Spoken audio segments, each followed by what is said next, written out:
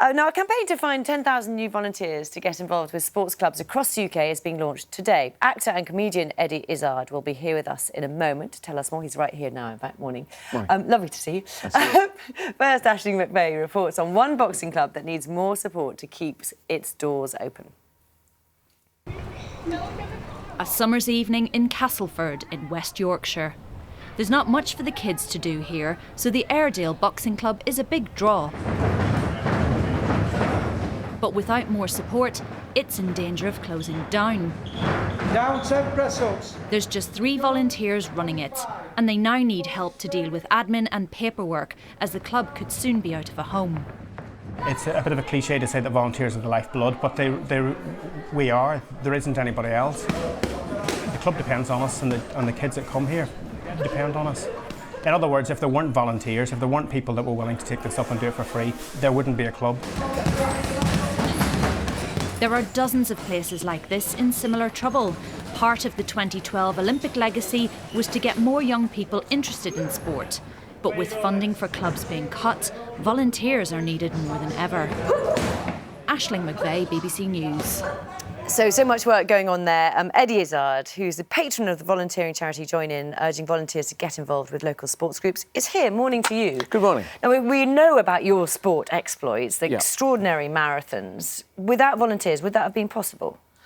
I was a bit bizarre with mine because what we're really fighting for is 10,000 more volunteers by Christmas for sports clubs around the country.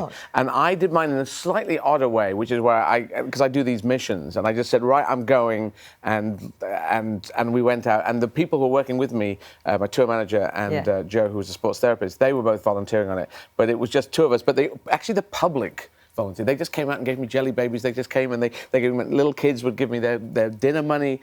That was the amazing thing. But we really need BBC Get Inspired with Join In, working like crazy to get more volunteers. 7 out of 10 clubs in the UK need. 70% of all clubs need more volunteers. They just need, just like the boxing club there, they live on volunteers, and also the British public do not realise how much volunteers do in sports clubs. No, I don't think they probably do they? So what kind of difference do they make? They're the kind of make or break, are they? It's a make or break. It is the whole make or break. And for the next generation, what we did in the Olympics back in 2012. This is really what we need. We just want to get people involved, and you actually gain a whole chunk of well-being. This is the thing that, because I don't know if you were a kid, and I was a kid, and I wanted presents, and it was all a greedy thing as a kid. But as you get older, if you give things away, you do get this wonderful feeling. If you give out, you get this wonderful thing back. And so we're looking for people who have got the spare time, who are sitting on the couch saying, well, I can't do anything because I don't know.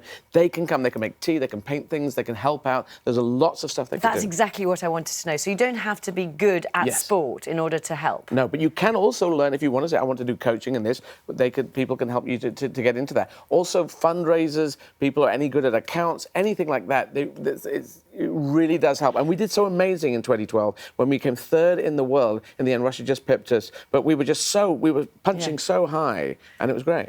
So 10,000 sounds like quite a lot.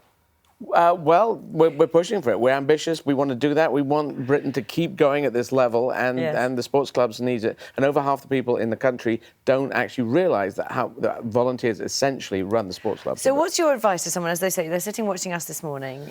Where do they go? Do they have to... Go website. Right. BBC Get Inspired website. Look for Join In. If you need volunteers in your sports club, you can go onto the Join In website that's linked to BBC Get Inspired, and you can say, please help us with volunteers. If you are a volunteer, you can plug that in. It's all on the website.